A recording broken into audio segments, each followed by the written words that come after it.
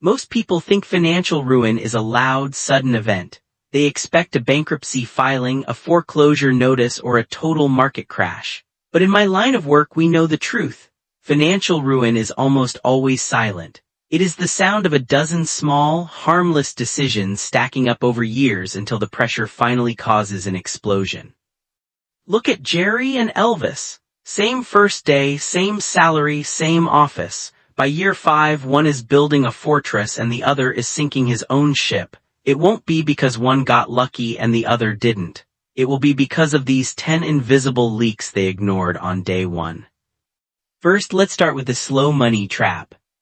Jerry feels like a genius. He puts his paycheck into a standard savings account and watches the balance stay exactly the same. He thinks he's being safe. Meanwhile, inflation is eating his money for breakfast, lunch, and dinner, and Jerry is just happy to watch the bank's counter stay flat. Elvis, however, isn't chasing high-risk gambles. He's using a high-yield vehicle. He understands that money is a tool, not a pet. If you keep your money in a cage where it doesn't move, it doesn't grow. It just loses its strength. Second, there is the lifestyle creep. The moment Jerry gets his first raise, he acts like he just won the lottery. He buys a watch that costs more than his first car, which, looking at how much his suit buttons are straining against his pot belly, is a bold choice for someone who can barely breathe as it is. He's rewarding himself, but he just committed a major error. He locked his income into a higher fixed cost of living. He's essentially handcuffed himself to his desk because he's terrified of missing a single paycheck to pay for that fancy lifestyle. Elvis? He doesn't even tell anyone he got a raise. He keeps living like he's still on his first salary, building an elastic budget, the ability to handle a shock without his life falling apart.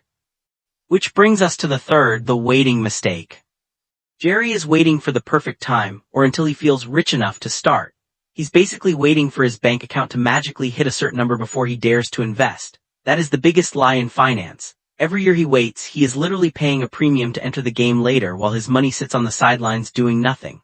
Elvis doesn't wait for a bonus. He starts by investing an amount so small it feels almost embarrassing. He understands that time is the one asset that even the wealthiest people cannot buy back. Fourth, the looks tax. Jerry just bought a car that costs $50,000 to impress people in the office who are usually too busy looking at their own phones to notice he even exists. I look at Jerry's wide, saucer-like eyes and I honestly have to wonder, why doesn't he use those giant things to see the financial disaster he's driving toward? He's trading his future freedom for a temporary ego boost. He's paying a tax on his own vanity. Elvis drives a reliable used sedan. He isn't trying to look rich, he's trying to be rich. He knows the difference between a tool and a trophy. Fifth, the safety net blind spot. When the market shifts, the impact is immediate. Jerry is suddenly terrified because he has no buffer. He's forced to make desperate, expensive decisions just to stay afloat, like borrowing money at interest rates that would make a loan shark blush. Elvis, he's not worried. He spent the last few years building his own safety net.